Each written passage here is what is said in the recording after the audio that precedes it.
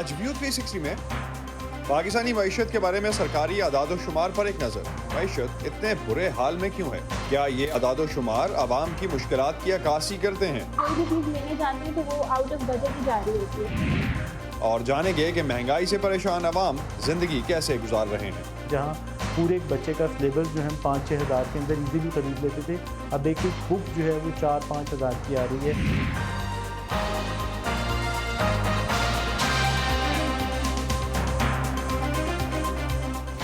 Voice of America کے Washington studios میں آپ سب کو خوش آمدید۔ آپ دیکھ رہے ہیں پروگرام ویو 360 اور میں ہوں اسد اللہ خالد۔ موجودہ مالی سال پاکستان کے لیے معاشی لحاظ سے تاریخ کے کچھ انتہائی مشکل ترین سالوں میں سے ایک رہا۔ مہنگائی نے سبھی ریکارڈ توڑے، درآمدات روکنے سے بیشتر صنعتیں بند ہوئیں، جس سے بے روزگاری میں اضافہ ہوا اور ملک کی مجموعی معاشی صورتحال انتہائی مخدوش رہی۔ اعداد و شمار جو بھی ہوں، ایک ایسا خاندان جسے آمدن کے مقابلے میں کہیں زیادہ اخراجات برداشت کرنے پڑتے ہیں اور وہ موجودہ مہنگائی کی وجہ سے انہیں پورے نہیں کر پا رہا، یہ نمبرز ہمیں ان کی حالت کے بارے میں کیا بتائیں گے؟ آج کے پروگرام میں ہم جائزہ لیں گے پاکستان کے اس مالی سال کے دوران سرکاری طور پر ہمیں بتائی گئی ملک کی معاشی کارکردگی کا۔ اس سال کے اکنامک سروے کے مطابق پاکستان کی معاشی کارکردگی اندرونی اور بیرونی چیلنجز کی وجہ سے انتہائی خراب رہی۔ پاکستان کی معیشت کے لیے حکومت کی طرف سے آج جاری کیے جانے والے مالی سال 2023 کے اکنامک سروے کے مطابق پاکستان کی موجودہ مالی سال میں معاشی ترقی کی شرح 0.29% رہی، جبکہ زرعی ترقی کی شرح تقریباً 1.5%، صنعتی شعبے میں تقریباً صنعتی شعبہ جو ہے اس میں کمی ہوئی اور 3% کی کمی ہوئی اوورال شعبے میں، لیکن اگر ہم لارج اسکیل مینوفیکچرنگ کو دیکھتے ہیں تو اس میں تقریباً 25% سے زیادہ کی بھی کچھ مہینوں میں کمی ہوئی۔ خدمات کا شعبہ 1% سے ترقی کر سکا۔ اس اکنامک سروے کے مطابق اگر ہم پاکستان کے اہم معاشی اشاریوں کے اعداد و شمار دیکھیں تو اس سال کے اب تک کے اعداد و شمار کے مطابق ملک میں مہنگائی کی شرح مجموعی طور پر 29% سے زیادہ رہی، جبکہ اس مہنگائی کے مقابلے میں ڈالر ٹرمز میں فی کس پاکستانی کی آمدنی تقریباً $200 کم ہو کر $1568 رہ گئی۔ پاکستان کا مالیاتی خسارہ اس سال ملکی معیشت کا 4.6% رہا، جبکہ ملکی برآمدات، درآمدات اور ترسیلات زر یا ریمیٹنسز گزشتہ مالی سال اور اس سال کے ہدف سے بھی کم رہے۔ پاکستان کے کل محصولات اس سال 6,200 ارب روپے کے قریب رہے۔ حکومت کی طرف سے سال کے آغاز میں پاکستانی معیشت کے لیے ترقی کی شرح کا ہدف 5% رکھا گیا تھا، جو پورا نہیں ہو سکا، اور اس کے علاوہ بھی معیشت کے تمام اہم سیکٹرز ترقی کا کوئی بھی ہدف پورا نہیں کر سکے۔ آج پاکستان کے وفاقی وزیر خزانہ کی طرف سے ملک کی معاشی کارکردگی کا جائزہ پیش کیا گیا۔ علی فرقان ہمیں اسلام آباد سے جوائن کر رہے ہیں، ان سے جانتے ہیں کہ آج کے اس اکنامک سروے پر جو اعداد و شمار حکومت نے دیے ہیں اس پر کیا رد عمل آ رہا ہے۔ علی، سب سے پہلے تو یہ بتائیے کہ جو معاشی اشاریے جو اہداف حکومت نے رکھے تھے اس میں سے کوئی بھی پورا نہیں ہوا، کیا وجہ بتاتی ہے حکومت خاص طور پہ اور فائنانس منسٹری اس حوالے سے؟ جی، جو حکومت کی معاشی ٹیم ہے انہوں نے جب یہ اکنامک سروے پیش کیا تو کچھ جواز جو ہے وہ سامنے انہوں نے اس کے رکھے کہ وہ کیوں ان اہداف کو نہیں حاصل کر سکے، جس میں سے بڑے جواز کے طور پہ انہوں نے جو عالمی کساد بازاری ہے اس کو پیش کیا، اور یہ اسحاق ڈار جو کہ وزیر خزانہ انہوں نے اس چیز کو بیان کرنے کی کوشش کی، چونکہ عالمی سطح کے اوپر جو ہے وہ ترقی کا جو رجحان تھا وہ گرتا رہا، کم رہا، تو اس کے اثرات جو ہے وہ مقامی سطح کے اوپر ہوئے۔ اس کے ساتھ ساتھ جو IMF کے ساتھ تاخیر سے جو قرض کا پروگرام ہے وہ بحال نہیں ہو سکا، اور جو ملک میں سیاسی عدم استحکام ہے اس کو بھی حکومت کی معاشی ٹیم نے جو ہے وہ وجوہات میں سے گردانا ہے۔ معاشی جو صورتحال ہے اس کے ساتھ جو بڑا دوسرا سوال تھا وہ ان سے جو کیا گیا وہ مہنگائی کا تھا، جو کہ تقریباً 30% کے قریب جو ہے وہ اس سال میں رہی ہے، ابھی تک کے 11 ماہ کے جو اعداد و شمار سامنے آئے ہیں۔ اس کو بھی جو ہے وہ اسحاق ڈار نے عالمی سطح کے اوپر جو مہنگائی کا رجحان ہے اسی کے اوپر جو ہے اسی کی بنیاد کو جو ہے سامنے رکھا، اور انہوں نے بتایا کہ عالمی سطح کے اوپر چونکہ چیزیں بہت زیادہ مہنگی ہوئی ہیں اور پاکستان بھی اسی کا حصہ ہے عالمی دنیا کا، اور اس کے اثرات اس سامنے آئے ہیں، اور آئندہ سال کے حوالے سے بھی انہوں نے کوئی زیادہ اچھی نوید نہیں سنائی ہے، اور جو اکنامک سروے ہے اس میں 21% کے قریب آئندہ سال بھی مہنگائی کی شرح جو ہے وہ رہنے کی جو ہے وہ اس کی ریڈ کیا گیا جا رہا ہے کہ اتنی رہے گی۔ जो इसके अलावा जो ख़ास ज़्यादा ज़ोर जो दिया गया इस सारी सूरत हाल का इसहाक डार की जानब से, वो डॉलर की कीमत थी रुपए के मुकाबले में जो बढ़ती रही है हालिया अरसे में। और इसहाक डार ने अपना मौक़िफ़ जो उनका दरीना मौक़िफ़ है वही उन्होंने सामने रखा कि वो डिवैल्यूएशन के ख़िलाफ़ है। और उनका ये कहना है कि इस वक्त भी जो डॉलर की कीमत है वो 45 रुपये कम है, यानी उनके करीब ये इसकी असल कीमत 240 से 45 के करीब है। एक चीज़ क्विकली अली, अगर आप मुझे बता सकें कि रिएक्शन क्या आ रहा है इस पे एक्सपर्ट्स की तरफ से, और अगर पॉलिटिशियंस की तरफ से इस पे कोई रिएक्शन आया तो?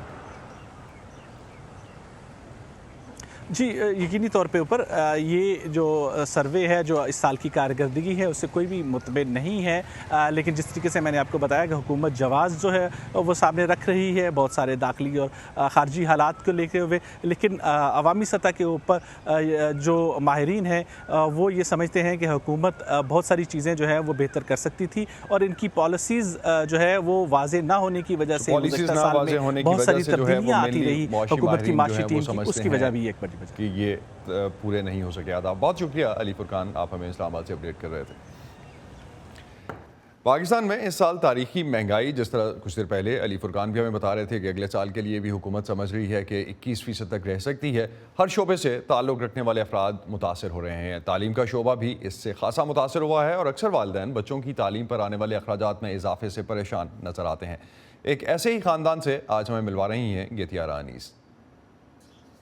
मेरी 4 बेटियां और मेरी पूरी कोशिश है कि बच्चों को मैं जितनी अच्छी से अच्छी एजुकेशन हम दिलवा सकते हैं, अच्छे से अच्छे इंस्टीट्यूशन में भेज सकते हैं, तो वो हम करें, और पूरी कोशिश कर रहे हैं कि आज तक करते रहें। पिछले 3 से 4 साल में देखा है कि इन्फ्लेशन, आपने भी बताया कि कोई उसकी लिमिट नहीं अब नज़र आ रही है, तो इस तमाम तर सूरत हाल में उसको कोप करना, उसको मीट करना बहुत ज़्यादा मुश्किल जो है वो होता चला जा रहा है। पाकिस्तान में मुसलसल बढ़ती महंगाई की वजह से बच्चों को पढ़ाना बहुत मुश्किल हो गया है। अगरचे पाकिस्तान के आइन के मुताबिक बच्चों को बुनियादी तालीम फराहम करना हुकूमत की जिम्मेदारी है, लेकिन सरकारी स्कूलों में मेयार तालीम बेहतर ना होने की वजह से ज़्यादातर लोग अपने बच्चों को प्राइवेट स्कूल में तालीम दिलवाने को तरजीह देते हैं, जिसके अखराजात बर्दाश्त करना अब इनके लिए बहुत मुश्किल हो गया है।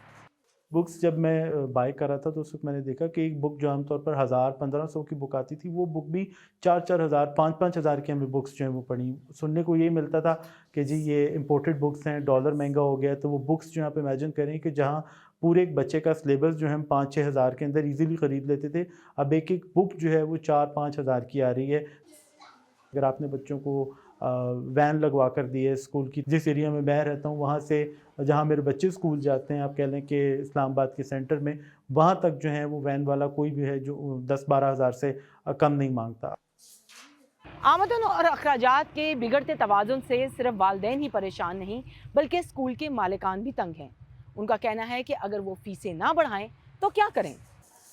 हमारे जो स्कूल्स की बिल्डिंग्स हैं उनके रेंट बढ़ गए हैं, यूटिलिटी बिल्स बढ़े हैं, हमारे तालीमी बोर्ड्स ने अपनी फ़ी 100% बढ़ा दी है, तो हमें अपने स्टाफ की एटलीस्ट 25% सैलरी भी इंक्रीज़ करना पड़ती है। तो इन सारी चीज़ों को मद्देनज़र रख के अगर हम एटलीस्ट 25% फ़ी ना बढ़ाएं तो हमारा जो स्कूल्स हैं वो नहीं चल पाते। लेकिन इसमें हमने किसी स्कूल ने भी 10% से ज़ायद फ़ी इंक्रीज़ नहीं की, और स्कूल्स बड़ी मुश्किल में पेरेंट्स को एकोमोडेट कर रहे हैं। सवाल ये पैदा होता है कि पाकिस्तान के सालाना बजट में जब तालीम पर अरबों रुपए मुख्तस किए जाते हैं, तो सरकारी स्कूलों की हालत क्यों नहीं बदलती, और वालिदैन अब भी सरकारी स्कूलों की बजाय प्राइवेट स्कूल में ही अपने बच्चों को क्यों पढ़ाना चाहते हैं। अगर आप यूनिवर्सिटी लेवल पे देखें या स्कूल लेवल पे देखें, पहली चीज़ हम क्या देखते हैं, इस यूनिवर्सिटी के पास इसकी बिल्डिंग कैसी है, इसकी फैकल्टी कैसी है, इधर लैब्स हैं या नहीं है, लाइब्रेरी है या नहीं है।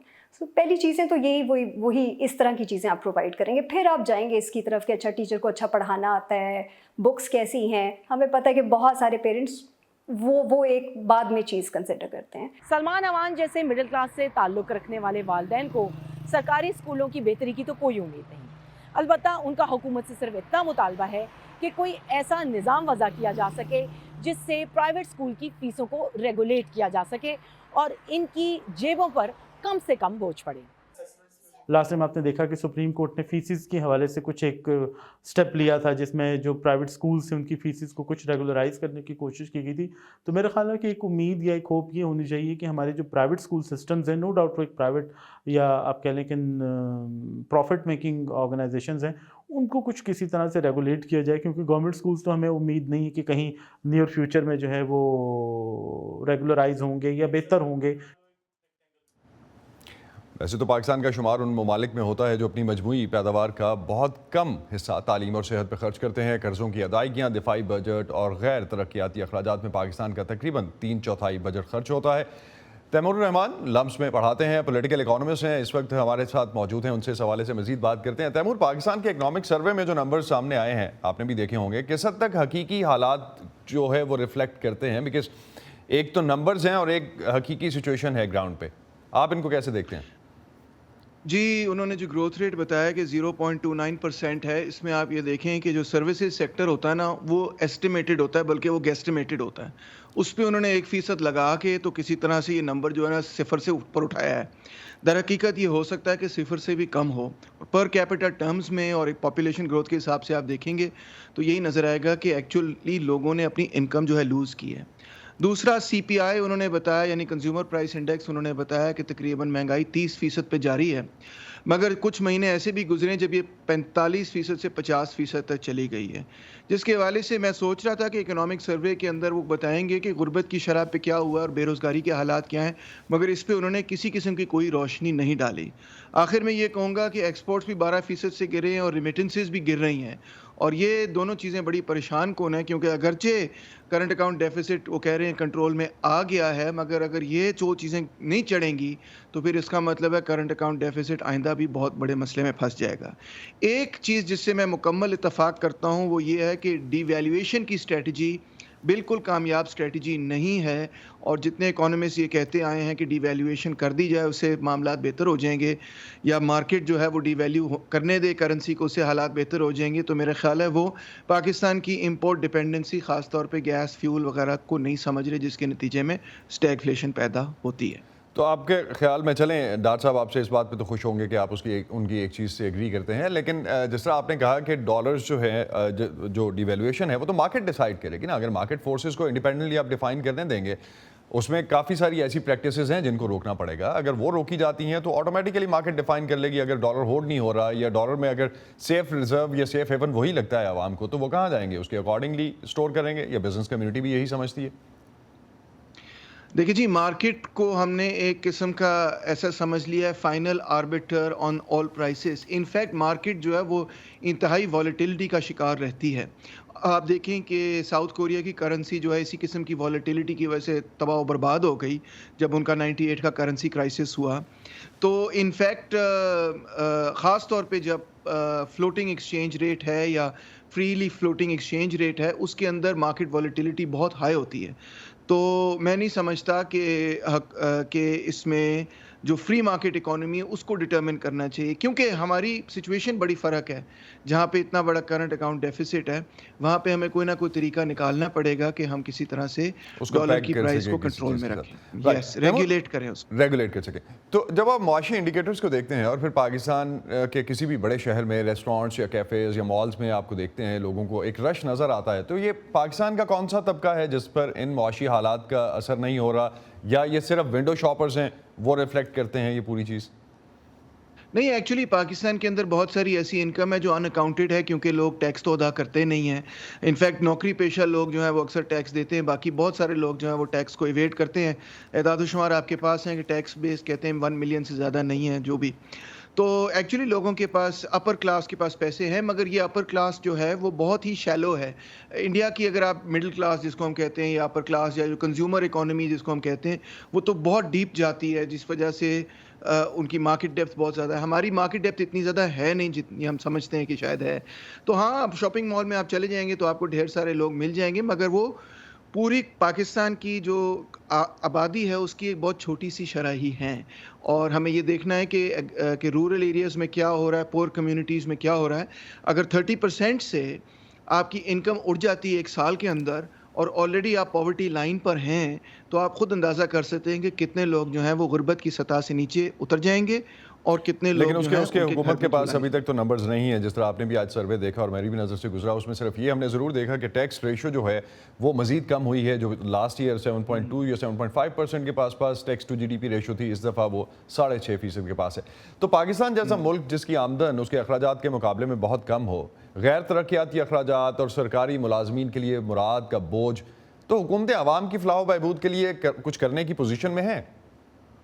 اس وقت تو کوئی پوزیشن میں نہیں ہے جب تک کرنٹ اکاؤنٹ ڈیفیسٹ کنٹرول میں نہیں آتا. اس کے کیونکہ مقروض کوئی بھی بزنس ہو یا خاندان ہو یا ملک ہو, وہ کسی پوزیشن میں نہیں ہوتا کچھ کرنے کے لیے. سو آبویسلی جو ڈیٹ ہے اس سے تو نکلنا بہت ہی ضروری ہے. اور میں تو بار بار یہ کہتا آیا ہوں کہ ایک لانگ ٹرم پلاننگ ہونی چاہیے جس کے تحت آپ اپنے جو کرنٹ اکاؤنٹ ڈیفیسٹ ہے وہ کٹ کریں. اگر $13 بلین کا آپ کا ڈیفیسٹ ہے تو آپ کو کوئی ایسا طریقہ نکالنا چاہیے لیٹر آف کریڈٹ کو کنسٹرین کر کے یا ٹیرف بیریئرز وغیرہ لگا کے, تاکہ آپ کی انکم جو ہے امپورٹس جو ہیں وہ کم ہوں اور آپ کرنٹ اکاؤنٹ ڈیفیسٹ کنٹرول کریں اور امپورٹ سبسٹیوشن کی طرف جا سکتے ہیں. تیمور, بالکل لاسٹ میں مجھے ایک چیز بتائیے گا کہ جس طرح سے آپ بات کر رہے ہیں کہ جو اس وقت سچویشن ہے, یہ قرضوں کے بوجھ سے ہمیں نکلنا ہے. کچھ اگر میں ہسٹری کی طرف جاؤں تو پرویز مشرف کے زمانے میں جب ہم دیکھ رہے تھے تو کافی حد تک پاکستان کو ریلیف ملا تھا اس زمانے میں بھی قرضوں پہ, لیکن اس کے بعد آج ہم پھر تقریباً وہیں کھڑے ہیں. اور اگر ہم تھوڑا سا اور اس سے پیچھے چلے جائیں, اور اشرافیہ نے جو پالیسیز بنائی ہیں ملک کے لیے, اس پہ بہت کرٹیسزم ہوتا ہے. What's your take on that? میری تنقید تو یہی ہے جی کہ انفیکٹ یہ ایک گلوبل پرابلم ہے کہ تھرڈ ورلڈ کنٹریز جو کہ کمپیٹ نہیں کر پا رہی فرسٹ ورلڈ کنٹریز سے, یا ایون ایک دوسرے سے, ہم بنگلہ دیش سے بھی اور انڈیا سے بھی کمپیٹ نہیں کر پا رہے, ان کی اکانومیز کا تو بالکل ستیہ ناش ہو جاتا ہے اس گلوبل کیپٹلسٹ ریٹ ریس میں. اور اسی لیے میں سمجھتا ہوں کہ ایکچولی یہ صرف کسی پالیسی کا بحران نہیں ہے, بلکہ میں تو سمجھوں گا کہ یہ ایک جو مارکیٹ اکانومی ہے اور اس کا اور جو گلوبل پولیٹیکل اکنامک آرڈر ہے, خاص طور پہ نیو لبرل پیریڈ کے اندر, یہ اس کا اپنا ایک بہت بڑا شدید کرائسس ہے. بہت شکریہ تیمور الرحمان آپ کا. آپ ہم سے بات کر رہے تھے جو پاکستان کی اس وقت سچویشن ہے, اور خاص طور پہ جو آج کا اکنامک سروے آیا, اس کے بعد یہ نمبرز کس حد تک ریفلیکٹ کرتے ہیں کہ پاکستان کی ریئلسٹک پکچر کیا ہے.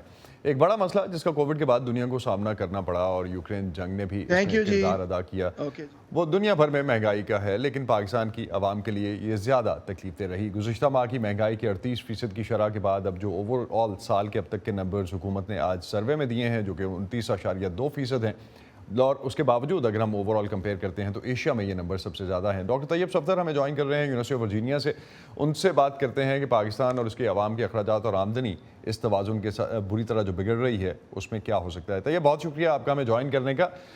اس وقت جو مہنگائی کی وجوہات ہیں پاکستان میں, اس کو کم کرنے کے یا اس کے کم ہونے کے کوئی امکانات سمجھ آتے ہیں آپ کو؟ بہت شکریہ اسد. فی الحال تو نہیں نظر آتے جی, کوئی کوئی ایسے اثرات نہیں نظر آ رہے کہ مہنگائی جو ہے وہ کم ہوگی. جس طرح آپ نے پہلے فرمایا, ڈالر کی جب قدر نیچے جاتی ہے, روپے کی قدر نیچے جاتی ہے کمپیئر ٹو دا ڈالر, تو اس سے ویسے ہی ایک امپیکٹ ہوتا ہے مہنگائی کے اوپر, کیونکہ ظاہر ہے آپ کے بجلی کے جو کانٹریکٹس ہیں وہ ڈالر انڈیکسڈ ہیں, جس کا مطلب یہ ہے کہ جب ڈالر کی ویلیو جو ہے یا روپے کی ویلیو نیچے جاتی ہے تو آپ کی بجلی اور زیادہ مہنگی ہوتی ہے. اسی طرح آپ کا جو فیول ہے, جو تیل ہے, وہ آپ جو ہے برآمد کرتے ہیں. اسی طرح گیس کا جو ہے وہ 25% آئی تھنک لاسٹ ایئر آپ نے جو ہے وہ امپورٹ کیا تھا. تو all of these require dollars. تو جب آپ کی جو ہے روپے کی قدر نیچے جاتی ہے تو اس کا امپیکٹ ہوتا ہے مہنگائی کے اوپر. اور جس طرح آپ نے فرمایا, اوور آل جو ایک میکرو اکنامک حالات ہیں اس میں نظر نہیں آتا کہ گلوبل سطح کے اوپر کوئی ان چیزوں میں, خاص طور پہ تیل اور گیس کی قیمتوں میں کمی آئے گی, جس کی وجہ سے ہمارے جو ایکسپینڈیچر ہے وہ اوپر رہے گا. طیب, اگر جو آپ نے انرجی کا حوالہ دیا, انرجی کتنا کنٹریبیوٹ کر رہی ہے اس وقت انڈائریکٹلی اور ڈائریکٹلی, اگر ہم ایک ایکویشن ڈیولپ کرنا چاہیں پاکستان میں اوور آل سی پی آئی انفلیشن جو ہے, ایک ہیڈ میں تو ہمیں نظر آتا ہے جو کیلکولیٹڈ نمبر ہے, لیکن انڈائریکٹلی اس کو آپ کیسے دیکھیں گے؟ سر, ایک اس میں تو پاکستان لیبر فورس سروے جو ہے اس میں جو ہمارا سروے نکالتے ہیں پاکستان بیورو آف اسٹیٹسٹکس, اس کے اندر انکم دیا ہوا ہوتا ہے کہ کون سے جو ہے انکم کونٹائلز, مطلب 25% کتنا اثر پڑتا ہے اس پہ, جی اس کا کتنا اثر جو ہے وہ پڑتا ہے. It would vary from household to household, لیکن اس کے بڑی سیدھا ایک طریقہ ہے سر, جس کا بل جو ہے وہ لیٹ سے بیفور یا سال پہلے 2000 روپے آتا تھا, اب وہ بلز جو ہے وہ 6,000 روپے تک آ گئے ہیں، بیکاز نہ صرف بجلی کی جو قیمت ہے وہ انکریز کی ہے، بلکہ ٹیکسز جو اس کے اوپر لگائے گئے ہیں وہ بھی اوپر گئے ہیں. سو جو آپ کو امپیکٹ ہے، جس کی تنخواہ لیٹ سے 18,000 ہے، آپ کو اس کا امپیکٹ نظر آ جاتا ہے کہ یار 2,000 سے 6,000 تک گیا ہے، تو آپ کو سیدھا نظر آتا ہے کہ اس کا کاسٹ جو ہے that has increase by almost 200-300% 3%. Okay, پچھلے سال کی نسبت اگر ہم دیکھتے ہیں کہ پاکستان کی فی کس آمدنی جو ہے، جو اب اکنامک سروے آج جو ریلیز کیا گیا اس کے مطابق تقریباً $200 کم ہوئی ہے، 1568 پہ آ گئی ہے 1765 سے. تو کیا فی کس آمدنی سے صحیح اندازہ لگایا جا سکتا ہے اس بات کا کہ عوام کے سال میں ہے؟ So all of these are proxy variables, right؟ یہ ہمیں جب ہم اس کو ٹوٹل دیکھتے ہیں تو ہمیں کچھ نظر آتا ہے کہ اچھا حالات کس طرف جا رہے ہیں. مطلب روپے میں جس طرح انہوں نے فرمایا، میں اکنامک سروے کو گلانس کر رہا تھا کہ روپے میں جو ہے وہ فی کس آمدنی اوپر گئی ہے، جس طرح آپ نے فرمایا ڈالر میں نیچے گئی ہے. تو اس کا مطلب ہے جو قوت خرید ہے for an economy once again جو برآمدات پہ بہت زیادہ ڈیپینڈنٹ ہے. اس کا مطلب ہے کہ جب ڈالر میں آپ کی فی کس آمدنی نیچے جائے گی تو اس کا جو افیکٹ ہوگا عوام کے اوپر وہ بہت زیادہ شدید قسم کا ہوگا. جس طرح میں نے گزارش کی، بجلی اور تیل، یہ دو، یا بجلی اور فیول، یہ دو میجر جو ہے وہ ہیڈز ہوتے ہیں ایز فار ایز آپ کے خرچے آر کنسیڈرڈ. سو ڈالر میں فی کس آمدنی نیچے آنا ایک انتہائی پریشان کن جو ہے وہ ویریبل کے طور پہ ہم دیکھ سکتے ہیں، جس کا افیکٹ جو ہے وہ ہاؤس ہولڈ کے اوپر بہت نیگیٹو ہے. رائٹ. ایک چیز جو ہمیں نظر آتی ہے پاکستان کے اوور آل، اگر ہم میکرو نمبرز دیکھتے ہیں تو اس میں جو tax to G D P ratio ہے وہ پچھلے سال کی نسبت بھی کم ہوئی ہے. معیشت اسٹرگل کر رہی ہے، وہ بھی ایک وجہ ہے، لیکن جو ریشو ہے اس کانٹیکس میں اگر ہم دیکھیں تو 7.5 سے تقریباً 6.5% پہ 1% اور کم ہو گئی ہے، جو کہ ڈیولپڈ کنٹریز سے یا کسی بھی ایسی معیشت سے ہم کمپیئر کریں جہاں کے 15% رفلی سمجھا جاتا ہے کہ ملک چلانے کے لیے چاہیے ہوتا ہے، وہ نہیں ہے. تو آئی ایم ایف کے پروگرام میں دوبارہ گورنمنٹ اگر جاتی ہے تو مہنگائی کا بوجھ جو شارٹ ٹرم میں آپ کس طرح سے دیکھتے ہیں؟ 21% تو حکومت خود پریڈکٹ کر رہی ہے اگلے سال کے لیے. سر بات یہ ہے کہ ایک تو بہت ہمارا اگین یہ ایک ہر every one says this, but ہمارا ٹیکس جس طرح تیمور صاحب نے پہلے فرمایا، آپ کا جو ٹیکس بیس ہے وہ بہت نیرو ہے. آپ کے بہت سارے سیکٹرز ایسے ہیں جہاں پہ ڈائریکٹ ٹیکسیشن یا آپ ٹیکس نہیں کر سک رہے. مجھے یاد ہے مفتاح اسماعیل صاحب نے جب ایک وہ فکس ٹیکس لگایا تھا 3,000 روپے کا ریٹیلرز کے اوپر، تو کتنا آپ کو یاد ہوگا کتنا پرابلم کریٹ ہوا. تو ہم لوگ جب تک اپنا اس کو براڈ نہیں کریں گے، ان سیکٹرز کو ہم ٹیکس نہیں کریں گے جہاں پہ ٹیکسیشن نہیں ہے، تب تک یہ پرابلم ریکرنگ رہے گا. اور یہ ہر سارے سٹیک ہولڈرز کو سمجھنے کی ضرورت ہے، چاہے وہ بڑا ایگریکلچر ہو، چاہے وہ سروسز سیکٹر ہو. ہم لوگوں کو ان سیکٹرز میں کچھ نہ کچھ جو ہے وہ پیش رفت کرنی پڑے گی for things to move forward. تو ریونیو سسٹم میں فلاز ہیں یا ٹیکس سسٹم کا جو نظام ہے وہ ہے، قوانین نہیں ہیں؟ ایگریکلچر ٹیکس آپ نے جس طرح سے کہا کہ جب لگانے کی کوشش بھی کی جاتی ہے تو وہاں پہ بھی ایک جو اس کا امپیکٹ آتا ہے اس کے بعد، یا جس طرح سے رسپانسز آتے ہیں اس پہ الٹیمیٹلی واپس لے لیا جاتا ہے.